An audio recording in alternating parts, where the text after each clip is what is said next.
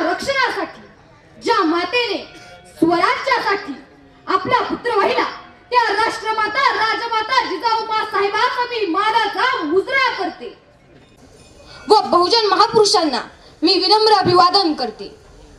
जिजाऊच्या पोटी एका नररत्नाचा जन्म झाला, जिजाऊच्या पोटी एका नररत्नाचा जन्म झाला, तो राजा शिवाजी साऱ्या महाराष्ट्राचा भाग्य विधाता ठरला।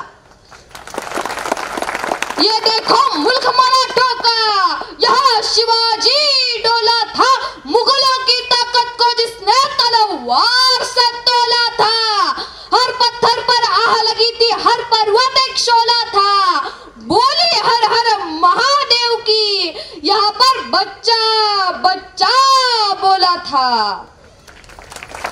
बांधकर पगड़ी जब शिवाजी महाराज तैयार होते थे, बांधकर पगड़ी जब शिवाजी महाराज तैयार होते थे, उठाकर तलवार जब घोड़े पर सवार होते थे, अरे झुकते सब अल्लाह के बंदे और कहते काश हम भी मराठे होते। आमचा देश 6742 जातीमध्ये विखुरला गेला। या सगळ्याच जाती धर्मांना मावळे या शब्दाखाली एकत्र आणणारा या जगातला एकमेव राजा म्हणजे छत्रपती शिवाजी महाराज। तर आमच्या देशात सर्वप्रथम लोकशाही उभारण्याचं काम माझा प्रभू शिवाजी राजांनी केलं होतं।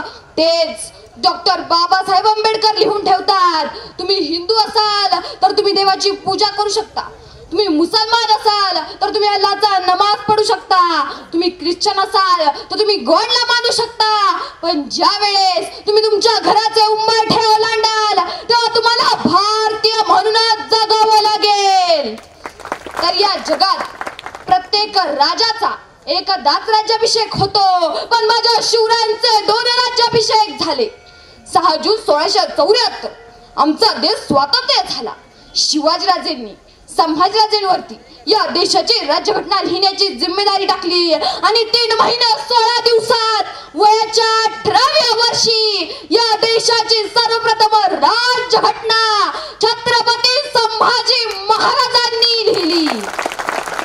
आणि म्हणून डॉक्टर बाबासाहेब आंबेडकर म्हणतात, भारताची राज्यघटना लिहिताना मला जास्त कष्ट घ्यावे लागले नाहीत, कारण माझ्या डोळ्यासमोर शिवरायांचं स्वराज्य उभं होतं। तर रवींद्रनाथ टागोर एके दिवशी जपानला जातात, तिथे त्यांना विचारण्यात येतं की तुमच्या भारत देशाची ओळख एका वाक्यात सांगा, आणि तेव्हा रवींद्रनाथ टागोर म्हणाले, माझ्या भारत देशाची ओळख जर एका वाक्यात सांगायची असेल तर शिवरायांचा पराक्रम हीच माझ्या भारत देशाची ओळख। तर कर्मवीर भाऊराव पाटलांनी रयत शिक्षण संस्थेची स्थापना केली, पैसा अपुरा पडू लागला, गोरगरिबांची मुलं उपाशीपोटी राहू लागली। तसा एक व्यापारी अण्णांकडे येतो आणि अण्णांना म्हणतो, अण्णा मी तुम्हाला 2 लाख रुपये द्यायला तयार आहे, पण तुम्ही तुमच्या कॉलेजला दिलं छत्रपती शिवाजी महाराजांचं नाव पुसा, त्याऐवजी माझं नाव लिहा। आता कळले, अरे वेड्या, प्रसंग पडला असं जन्म देणाऱ्या बापाचं नाव बदलेल, पण शिवाजी राजांचं जर एकदा नाव दिलं तर परत बदलणार नाही। आमच्या देशातच नव्हे तर जगात ज्याही काही क्रांत्या प्रतिक्रांत्या झाल्या त्या सगळ्यांचं प्रेरणास्थान छत्रपती शिवाजी महाराज होते। बर्मिंगहॅम ब्रिटनची महाराणी ज्या सिंहासनावरती बसते त्या सिंहासनाच्या पाठीमागे शिवाजी महाराजांचं 7 फुटाचं शिल्प आहे। त्या राणीला विचारण्यात येतं की आपल्या देशामध्ये या जगामध्ये अनेक महापुरुष जन्माला आले, पण तुमच्या पाठीमागे शिवाजी महाराजांचं शिल्प का? तशी ती राणी उत्तर देते, इथे प्रत्येक उपस्थित असलेल्या भारतीयाच्या छाती अभिमानाने फुलावी अशी ती उत्तर देते। एखाद्या राष्ट्राच्या एखाद्या देशाच्या पुनरुत्पत्तीसाठी लागणारा सर्व गुण चारित्र्य संपन्न अशा या जगाच्या इतिहासातला एकमेव राजा म्हणजे छत्रपती शिवाजी महाराज। तर क्युबा हा देश जगाच्या नकाशावरती पाहायचा म्हटला तरी भिंगाचा वापर करावा लागतो।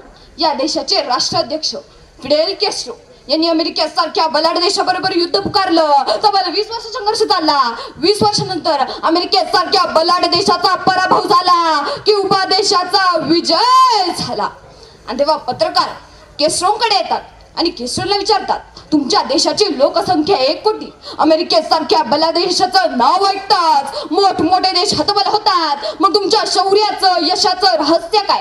आणि तेव्हा केसरो उत्तर देतात, 7 समुद्रापार भारत नावाचा देश आहे. या भारत नावाच्या देशात जन्माला येणाऱ्या शिवाजी महाराजांचं चरित्र मी वाचलं आणि त्या बळावर अमेरिकेसारख्या बलाढ्य देशाचा मी आज पराभव करू शकलो.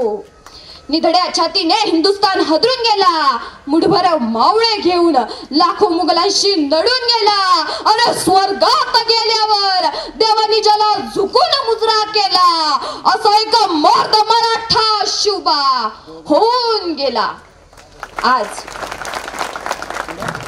तुळापूरच्या पावनभूमीत छत्रपती संभाजी महाराजांच्या राज्याभिषेकानिमित्त मला बोलण्याची संधी भेटली, त्याबद्दल मी तुम्हा सर्वांचे आभार व्यक्त व तुम्हा सर्वांना छत्रपती संभाजी महाराजांच्या राज्याभिषेकाच्या शुभेच्छा देते व इथेच थांबते. जय जिजाऊ, जय श्री.